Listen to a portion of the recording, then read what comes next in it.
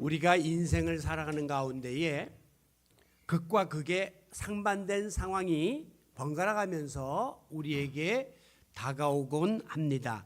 행복과 불행, 풍요와 빈곤, 안일함과 고생, 기쁨과 슬픔, 성공과 실패, 만남과 이별, 건강과 아픔. 자, 이 둘 중에 어떤 종류의 상황이 더 자주 우리 앞에 맞닥뜨리게 될까요? 물론 사람마다 차이가 있겠지만 대부분의 경우 이 후자, 즉 어렵고 힘든 일, 불행, 빈곤, 고생, 슬픔, 이별, 아픔, 실패 이런 거를 더 우리가 자주 만나는 것 같습니다. 그래서 인생이 즐겁고 행복하다고 말하는 사람들도 있지만 대부분의 경우 힘들고 어렵고 고달픈 인생이다. 그렇게들 푸념을 늘어놓는 것 같아요. 그러나 중요한 것은 인생은 영원한 성공도 영원한 실패도 없다고 하는 사실입니다. 즉 일단 성공했다고 해서 그 성공이 계속되어진다는 보장도 없고 또 어쩌다 한번 실패했다고 해서 끝까지 실패로 마무리하라는 법도 없다는 것이죠. 그러므로 지금 내가 성공했다고 방심해서도 안 되고 교만해서도 안 되고 반대로 내가 지금 실패했다고 절망하거나 포기해서도 안 됩니다. 이 모든 극과 극의 상황은 엎치락 뒤치락거리면서 우리의 삶 속에 죽을 때까지 펼쳐질 것이기 때문이에요. 성경에 보면 이스라엘 백성들의 역사 속에서도 성공과 실패를 거듭하고 있는 그런 모습을 발견하게 됩니다.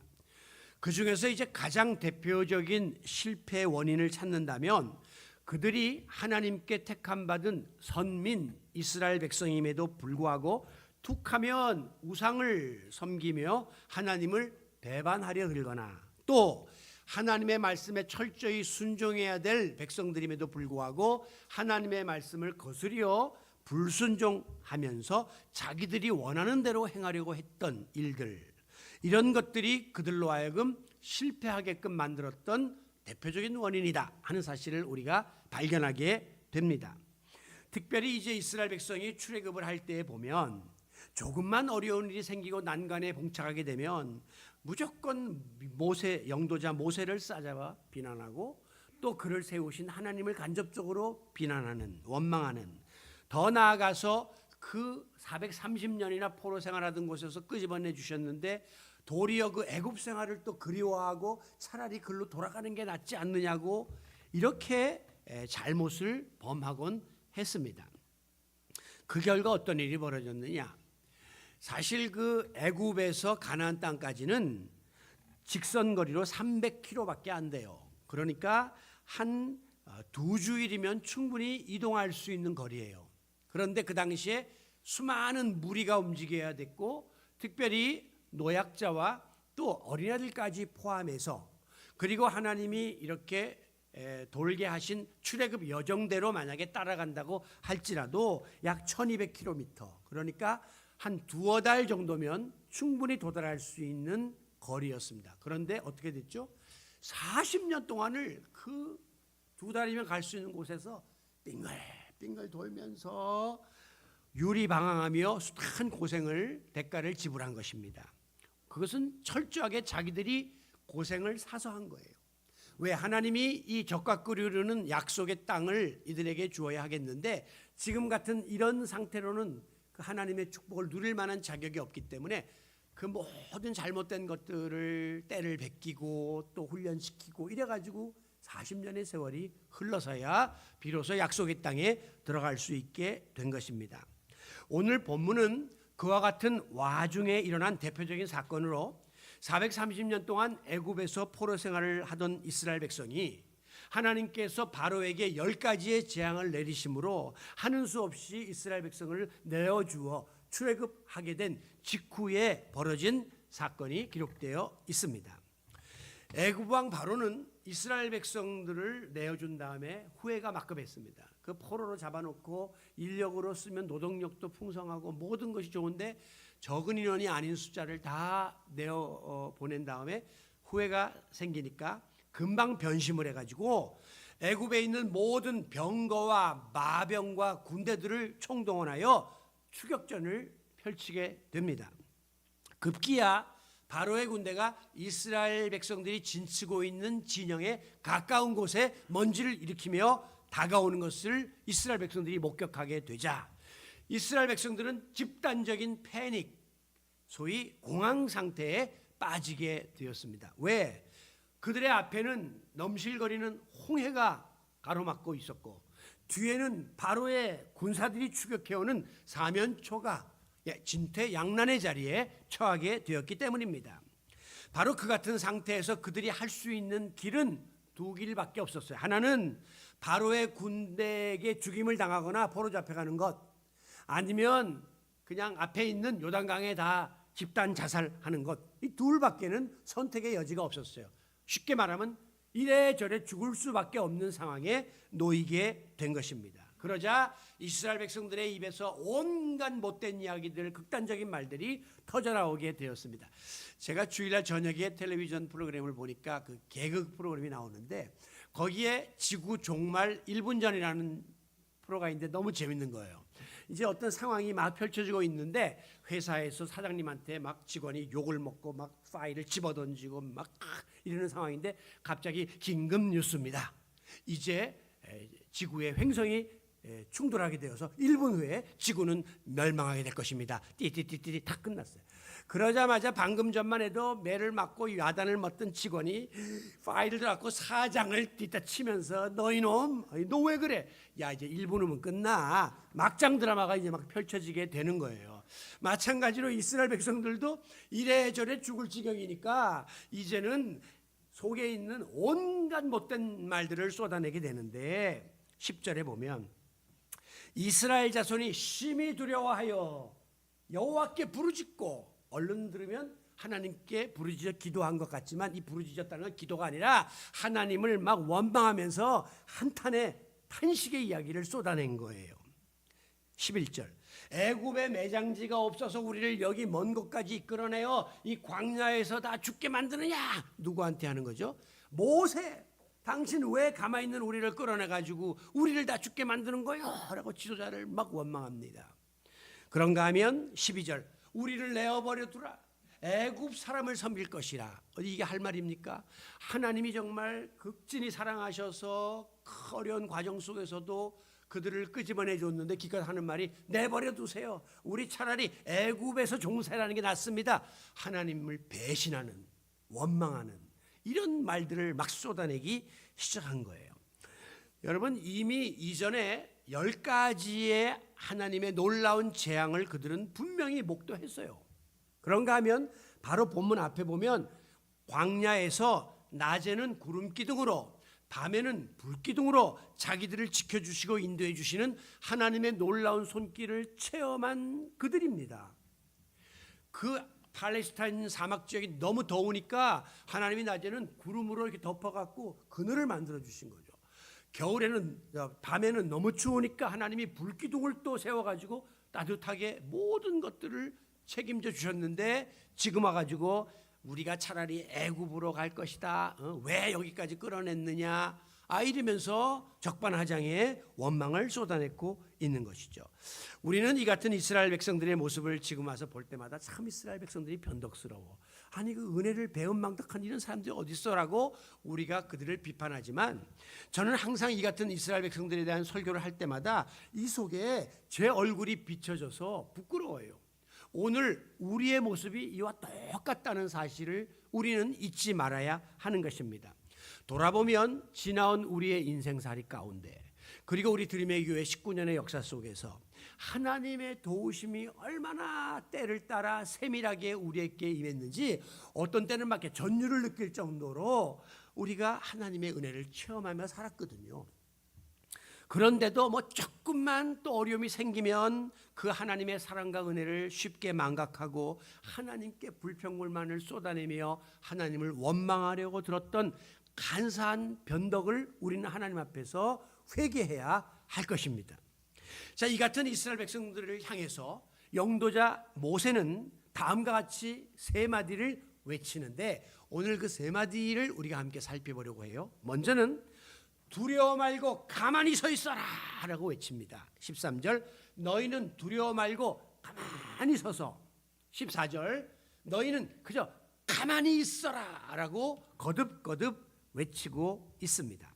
여러분, 사람이 두려운 상황에 빠지게 되면요, 겁을 집어먹게 되고 마음의 안정감을 상실하기 때문에 행동이 우왕좌왕하고 흩어지게끔 되어 있습니다. 그래서 대중들이 많이 모인 경기장이나 콘서트장 같은 곳에서 돌발 사태가 벌어지면 관중들이 가만히 그 자리에 있지를 못하고 아무리 안대원들이 여기 계세요 계세요 해도 막 뿔뿔이 흩어지면서 출입구로 몰려가다가 압사 사고가 나는 경우가 이 때문이에요.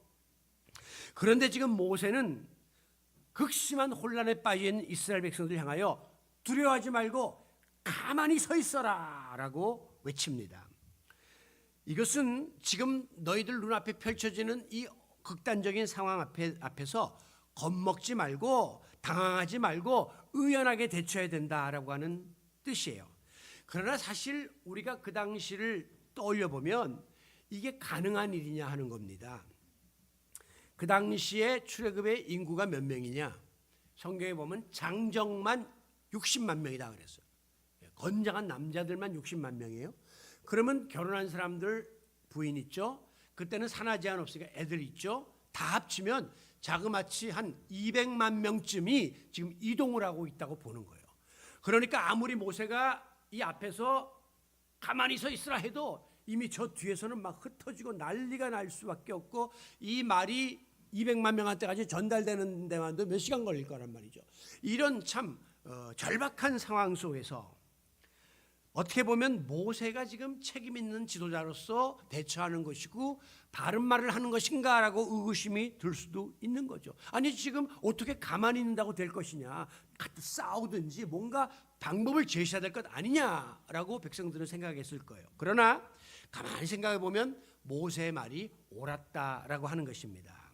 지금 이스라엘 백성들의 상황은요, 뭐 자기들이 이렇게 손을 쓸 수 있는 여지가 전혀 없는 불가항력적인 상황이었기 때문입니다. 앞서 말씀드린 것처럼 이 어마어마한 200만 명이 방법은 두 가지라니까요. 그냥 다 같이 다시 포로 생활하기 싫으니까 집단적으로 물속에 뛰어들어가서 자살을 하든가, 아니면 손 바짝 들고 다시 포로로 잡혀가고 또 다시 포로 생활을 하든가, 이 둘밖에는 방법이 없어요. 그러니 모세가 하는 말이 맞는 거예요. 그냥 가만히 서 있어라 라고 외쳤습니다. 여러분, 우리가 흔히 어려움에 직면하게 되면 먼저 내가 무언가를 해야, 액션을 취해야 문제가 해결될 것으로 착각하고 그래야 마음이 편해지는 거죠. 그래서 마음이 조급해지는 겁니다. 가만히 있으면 큰일 날 것 같고 뭔가 이거 답답하고 불안해서 견딜 수가 없으니까 뭔가라도 해보려고 꿈틀거리는 것이 우리 인간의 심리예요. 그래서 막 나서서 사람을 만나고 또 무슨 방법이라도 찾아보려고 막 돌아다니는 거예요. 그런데 여러분, 얼마 지난 주일날 타이완에서 큰 지진이 일어났잖아요. 또 미국의 그 동부에서도, 거기는 거의 지진이 안 나는 곳인데 거기서도 지진이 나가지고 깜짝 놀랐다 하는 보도를 우리가 보았는데, 저는 미국의 서부 지역에 살았기 때문에 지진을 많이 경험했습니다. 그리고 그때 그 노스리지 지진이라고 하는 역대급 지진의 현장에 제가 있었기 때문에 저는 지진을 잘 알아요. 근데요, 갑자기 팍 하면서 막 흔들립니다. 그러면 사람들이 본능적으로 막 뛰쳐나가요, 밖으로. 그런데 어떻게 미국 애들은 교육받느냐? 지진 나는 순간 무조건 자기 책상 밑으로 쥐어들어가서 꼼짝 말고 가만히 있으라는 거예요. 그러면 만약에 막 낙하물이 떨어져도 나중에 이 아이가 건짐을 받을 수 있어요. 이 공간이 있기 때문에 들어가 있으니까. 그런데 특히 남미 쪽 이런 분들이 성격이 좀 격하고 다혈질은요, 놀래니까 막 소리치면서 수백 명 수천 명이 막 밖으로 뛰어나오는데 건물 잔해에 깔려 죽거나 전봇대가 무너져 죽거나 오히려 더 큰 피해를 당하는 경우들을 목도할 수가 있습니다. 제자리에 머물러 있어라. 여러분, 늪에 빠진 사람이 빨리 헤어나 보려고 막 허우적거릴수록 늪은 그 사람을 더 깊은 곳으로 끌어낸다 하는 말씀 들으셨죠? 가만히 있는 게 상책이에요.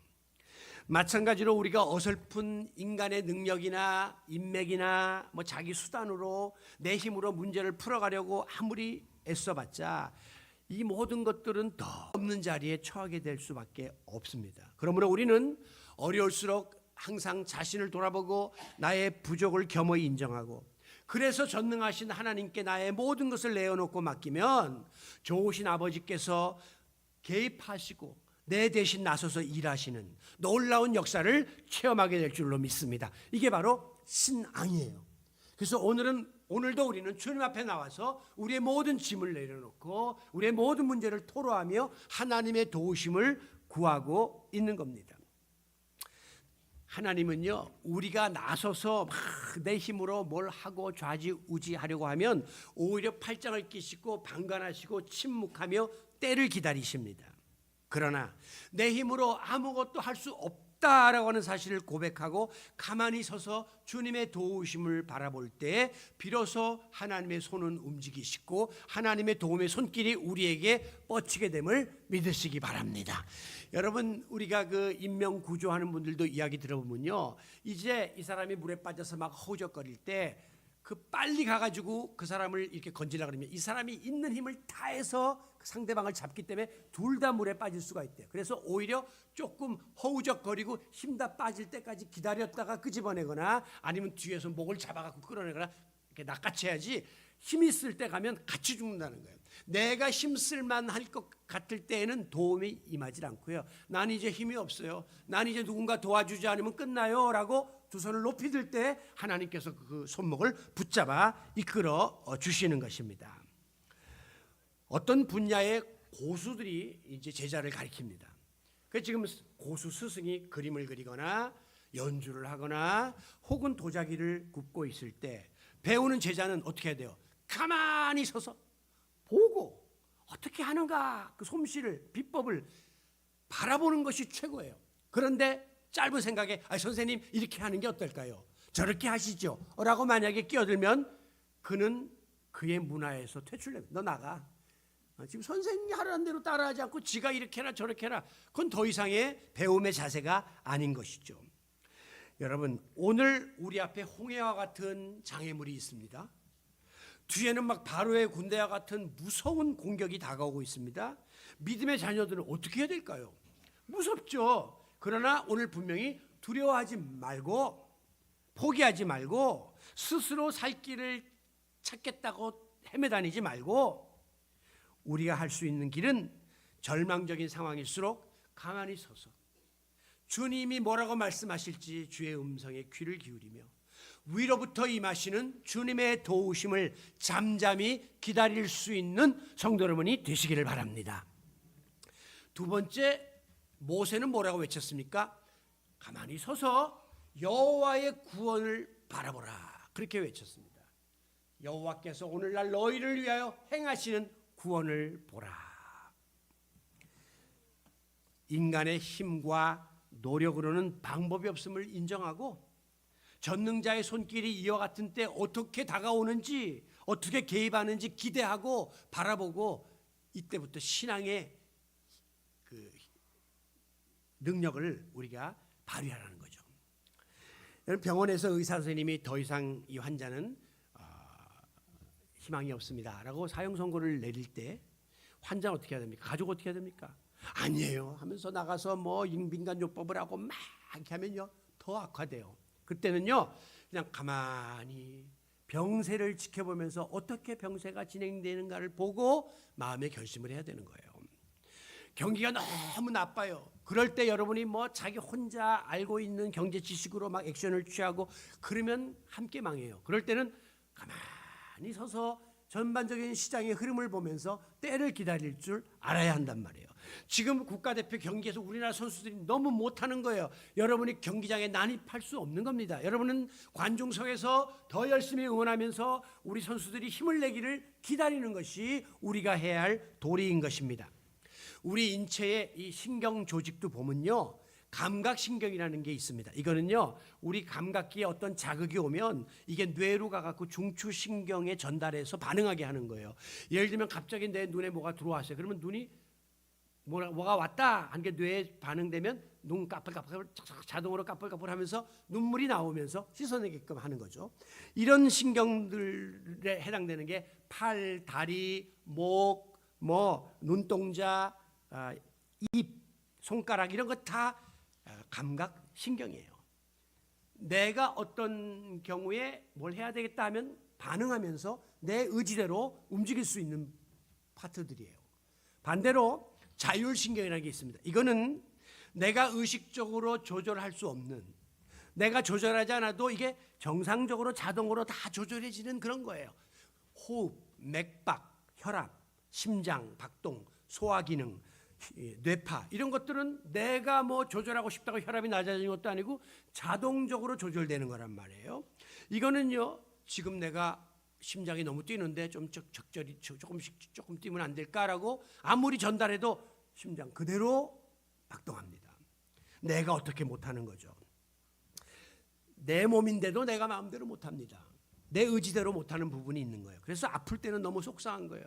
이게 분명히 내 몸인데 왜 내가 스스로 이거를 컨트롤 못하고 이렇게 고통을 당하는가. 그게 인간의 한계예요.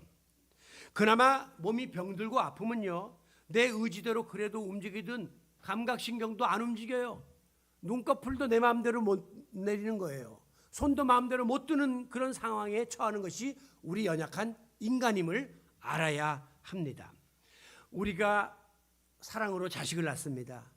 어린 시절에는 말 잘 듣고 그렇게 귀엽고 잘 따르던 애들이 웬만큼 머리 커지고 성장하면 틱틱거리고 부모 무시하고 덤빕니다.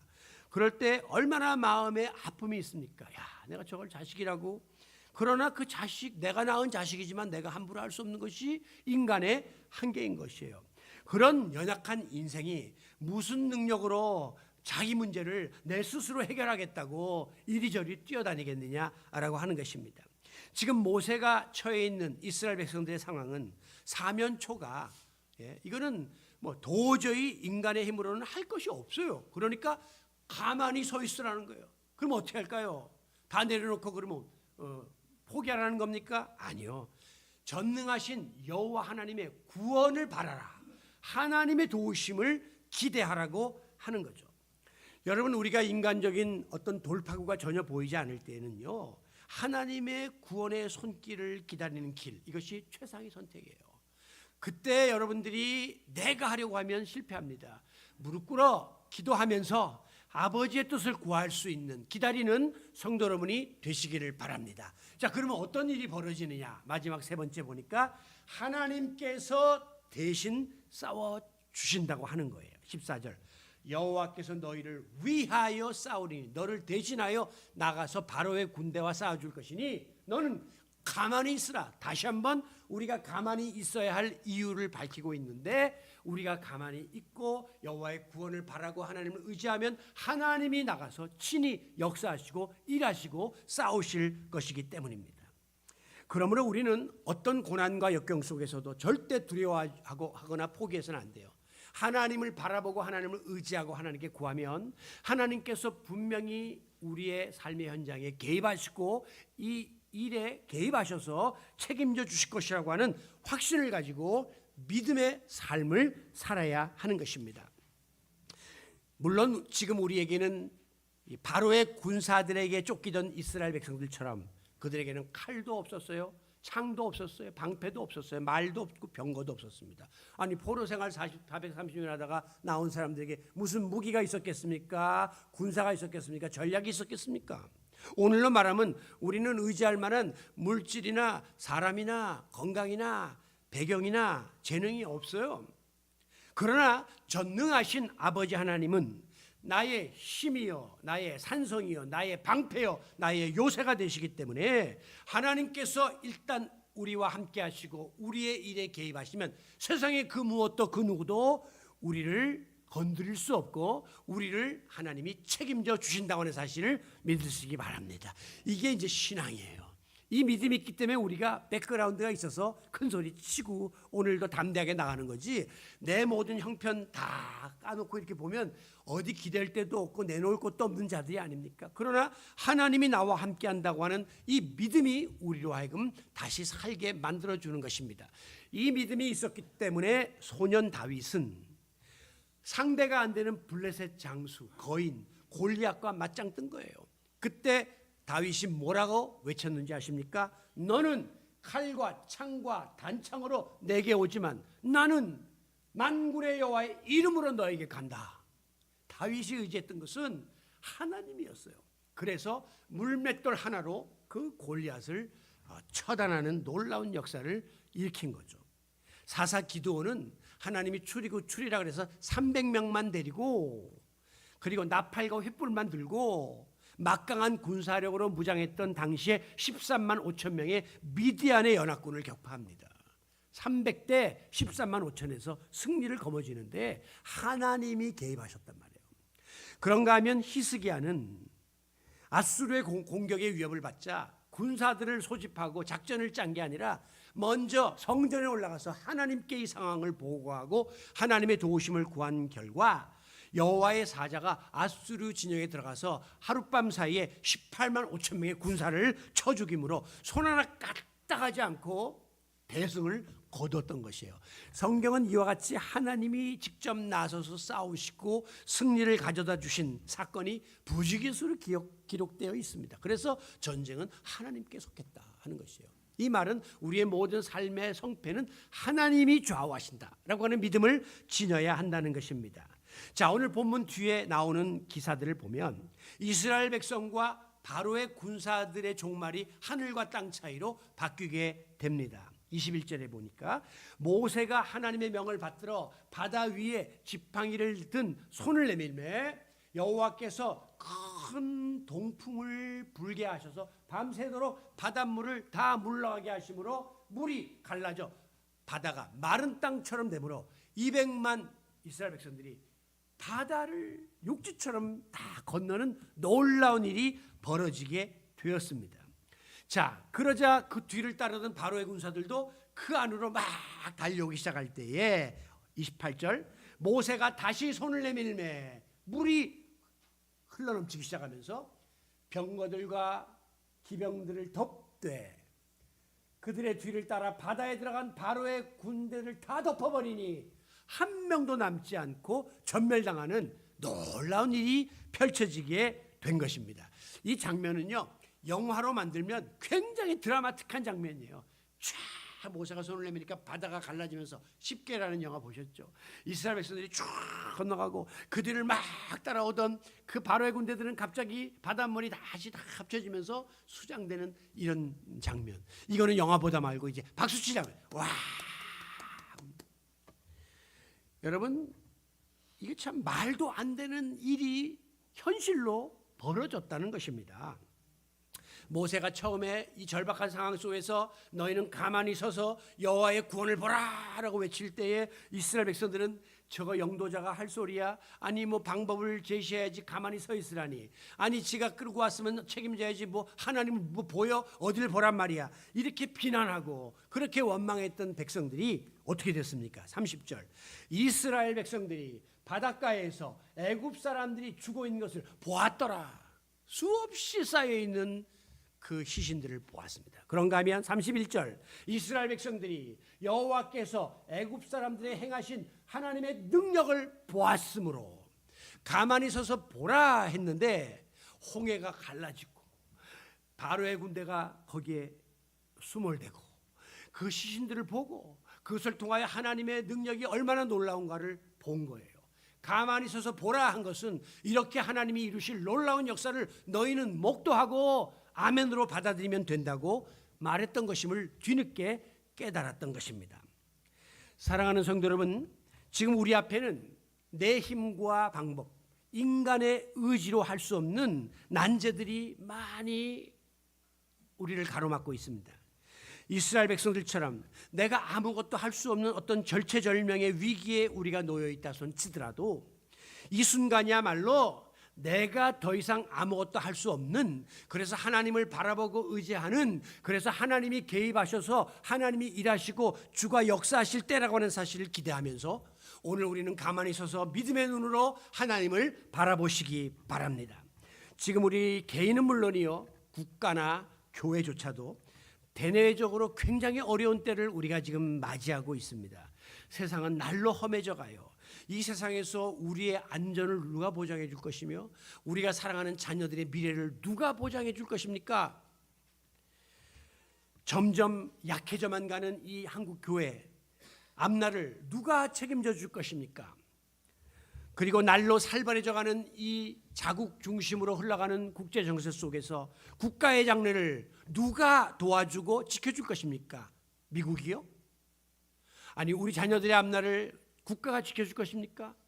여러분, 우리는 믿을 수 없는 그런 상황 속에서 오늘 살아가고 있고 불가항력적인 모든 여건들이 우리를 지금 바로 앞에 홍해 앞에 직면한 이스라엘 백성처럼 만들고 있단 말이죠. 오늘 우리는 역사의 주인 되시는 여호와 하나님, 교회의 머리 되시는 우리 주님, 나의 생사복을 주장하시는 전능하신 하나님만이 친히 나의 삶 속에 우리 교회 안에 우리 국가 안에 친히 간섭하시고 개입하시고 일하실 때만 이 모든 것들이 보장받을 수 있다는 사실을 믿으시기 바랍니다. 이 믿음을 가진 자에게 하나님은 우리 눈앞에 놀라운 기적적인 광경을 볼 수 있도록 만들어 줄 것입니다. 오늘 마지막 결단 찬양을 보면 주가 일하시네. 오늘 설교 제목은 주께서 일하십니다. 날이 저물어 갈 때, 내 인생의 모든 것이 다 약화되어 갈 때, 빈들에서 걸을 때, 아무것도 없는 황량한 빈들을 걷는 것처럼 외롭고 곤고한 자리에 처해 있을 때, 바로 그때가 하나님이 개입하실 때입니다. 그 다음 가사를 보면 내 힘으로 안 돼서 지금 어쩔 줄 몰라 하고 무능함을 절실히 고백하고 빈손이 되어서 모든 것 잃어버리고 이렇게 부끄러운 자리에 처해 있을 때 우리는 여호와 이레, 하나님이 예배하고 계시다라는 사실을 믿고 고백할 때라고 하는 사실을 기억하시기 바랍니다. 하나님께서 선한 길을 예배하고 계시고 하나님이 지금 일하고 계시고 하나님은 알고 계시고 개입하고 계시고 간섭하고 계시되 세밀하게 역사한다는 사실을 믿으시기 바랍니다. 우리 모두 여러 가지 당면한 문제 앞에서 내가 먼저 방법을 찾고 내가 어떻게 해서라도 살 길을 찾으려고 경거망동하지 말고 모든 것 아시고 항상 좋은 것을 준비하고 계시는 우리 하나님께 대한 전적인 믿음을 지니고 가만히 서서 잠잠히 주님의 구원의 손길을 기다리는 성도 여러분이 되시기를 바랍니다. 그리할 때 하나님께서 우리 앞을 가로막고 있는 홍해도 갈라주시고 우리들을 따라오는 바로의 군사도 막아주시고 그리고 바다가 육지처럼 변해서 우리의 앞에 형통의 대로가 열리는 놀라운 축복을 받아 누리시는 우리 드림의 성도들이 되시기를 예수님의 이름으로 축원합니다. 아버지 하나님, 오늘 우리의 삶이 공고합니다. 예기치 못했던 원치 않는 일들이 우리 앞에 생겨납니다. 그럴 때마다 인간인지라 조급해하고 무언가를 해야 될 줄 알고 인간적인 방법들을 도모하지만 뚜렷한 결실을 맺지 못하는 것이 반복되는 우리의 모습입니다. 오늘도 이스라엘 백성들의 모습을 통해서 어려울수록 가만히 서서 여호와의 구원을 바라보면 하나님께서 친히 싸우시고 개입하시고 일하신다고 하는 이 귀한 믿음을 확인하게 하시니 감사합니다.